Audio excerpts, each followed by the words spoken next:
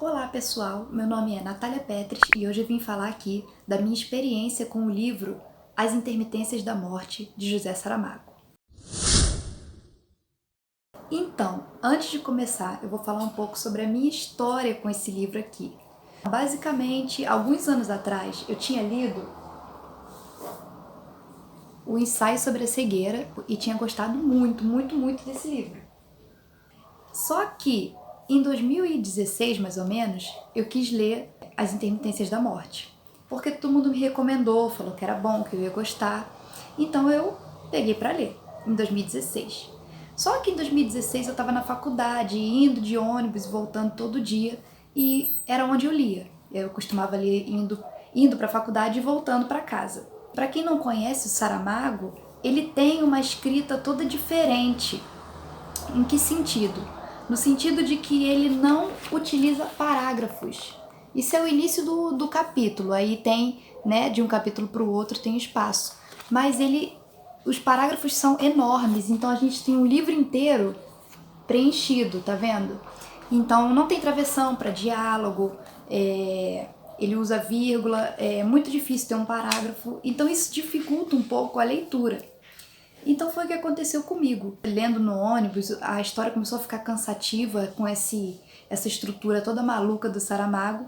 Eu acabei abandonando o livro aí, na página 70. Depois eu decidi retomar essa leitura agora, né? Só em 2021, que esse foi o meu terceiro livro de janeiro. E eu não quis retomar a partir da página 70. Eu quis começar do zero e ler o livro do início ao fim, para poder ter uma experiência, né, completa do livro. Então eu achei melhor não partir da página 70, até porque foi em 2016, eu nem lembrava direito onde que tinha parado. Quando eu terminei a leitura, eu percebi que eu parei numa parte crucial, porque eu percebi que o livro é dividido mais ou menos em duas partes. Bem, melhor falar primeiro da sinopse. Então a sinopse é: no primeiro dia do ano, assim que o ano virou, no ano novo, ninguém mais morreu. Todo mundo parou de morrer. A princípio todos achavam que era naquela cidade. E aí, com o tempo, as pessoas foram percebendo que foram passando dias e dias e as pessoas não estavam morrendo e perceberam que isso estava acontecendo somente em um país. E uma característica também da linguagem do Saramago é que ele não fala qual é o país, ele não dá nome às pessoas, então as pessoas são chamadas de o neto, o menino, a menina. Geralmente ele dá a profissão da pessoa, então o diretor, o presidente, o rei, o músico. Então a gente sabe que num país as pessoas pararam de morrer e ninguém sabe o porquê, a princípio. Começam os problemas, né, da sociedade. Então o que vão fazer os donos das funerárias, os coveiros, os hospitais? Como que vai ficar isso? Porque as pessoas param de morrer, mas elas não param de ficar doentes, elas não param de sofrer. Até o narrador fala que acidentes graves de batidas de carro, que a pessoa fica completamente ferida, que deveria ter morrido, não morre. Então fica sentindo dor, fica sofrendo, né? Fica ali no limite entre a vida e a morte.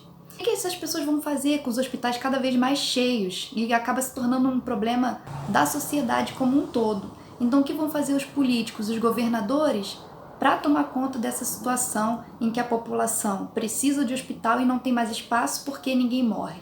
E a mesma coisa nos asilos, as pessoas vão envelhecendo e tem que ir para os asilos, né? Acabam tendo que ir e vai fazer o quê?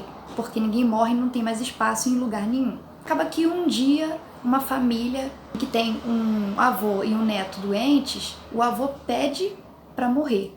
E como eles sabem que é só no país deles que ninguém morre, eles querem tentar chegar até a fronteira de um país com o outro para ver se morre.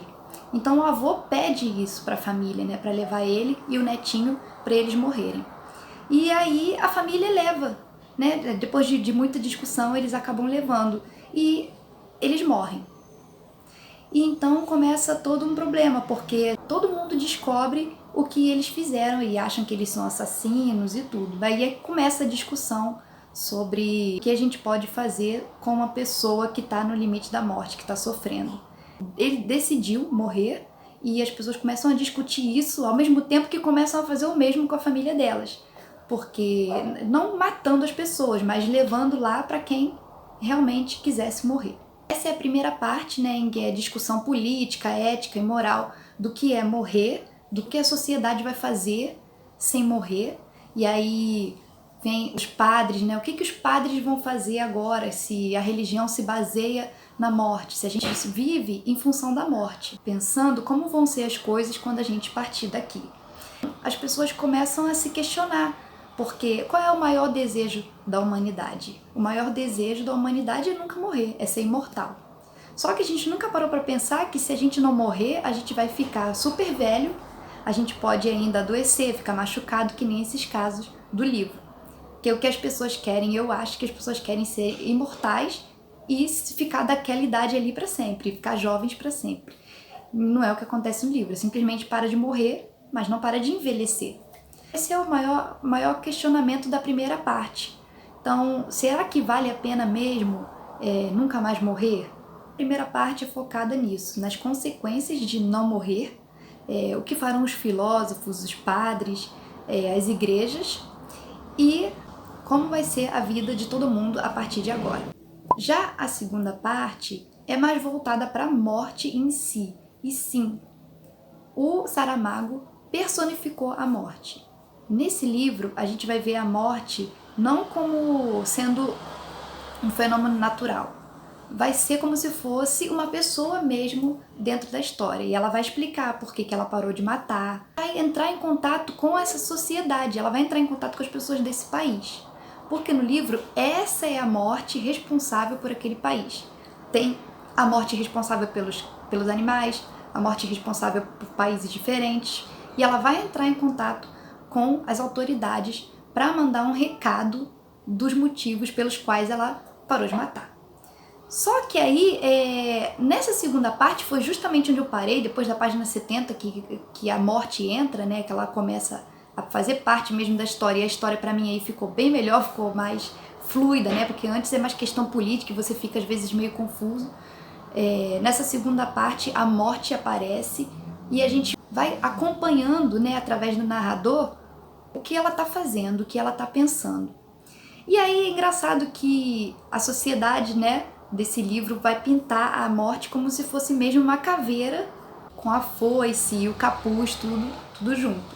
É muito engraçado o narrador falando com a gente, porque o narrador conversa com o leitor a todo momento, ele chama de leitor mesmo, ele faz piada, ele é muito irônico, então ele acaba falando, né, que a morte a gente vai ver como uma mulher, como uma caveira de uma mulher, porque no português o substantivo é feminino, mas que em outras línguas não tem o artigo, né, ou então é neutro. E é engraçado isso, né, da gente ver a morte como uma mulher só por causa do substantivo, que é assim que vai todo mundo ver ela até o final do livro. Então acho legal que a gente já vai acompanhando a morte, vai acompanhando seus pensamentos e o que ela vai fazer a partir do momento que ela entra em contato com a sociedade. E o legal é ver que a morte acaba se envolvendo demais com os humanos. Então ela sempre viveu a vida inteira dela, só matava as pessoas sem avisar, sem acontecer nada. E do nada ela decidiu parar. E depois ela decide mandar uma carta contando os motivos e negociando com a sociedade o que vão fazer dali pra frente. E eu não vou contar para não dar spoiler o que vai acontecer, mas deixo a pergunta. O que você iria preferir? Morrer sem aviso, igual a gente morre?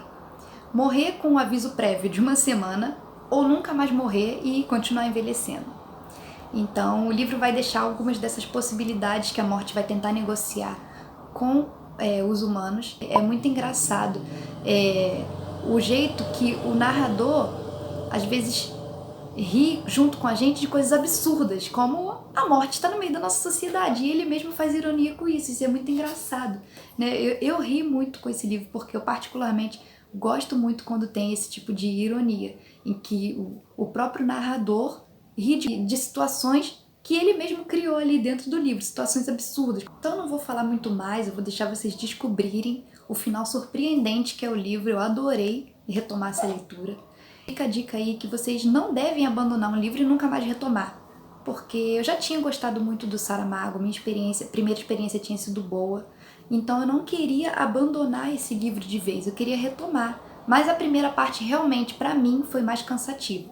Então eu como conselho, deixo para vocês Não desistam de ler esse livro se vocês estiverem empacados com a leitura. Deem continuidade que vai chegar uma parte que vai ficar muito mais interessante, muito mais legal. Então vale a pena retomar a leitura desse livro. Esse livro aqui é muito divertido, muito legal e traz muitos questionamentos, muitas reflexões sobre o que é a morte na nossa sociedade. Então eu vou deixar aqui na descrição do vídeo o link para vocês encontrarem esse livro na Amazon. E também o meu Instagram, Diário na Sombra. Lá eu tô sempre compartilhando coisas sobre poesia, resenhas de livro, leitura de poemas. Se vocês quiserem, é só me seguir lá. E se você gostou desse vídeo também, deixa o joinha e siga o meu canal para eu poder trazer mais resenhas para vocês. Um beijo!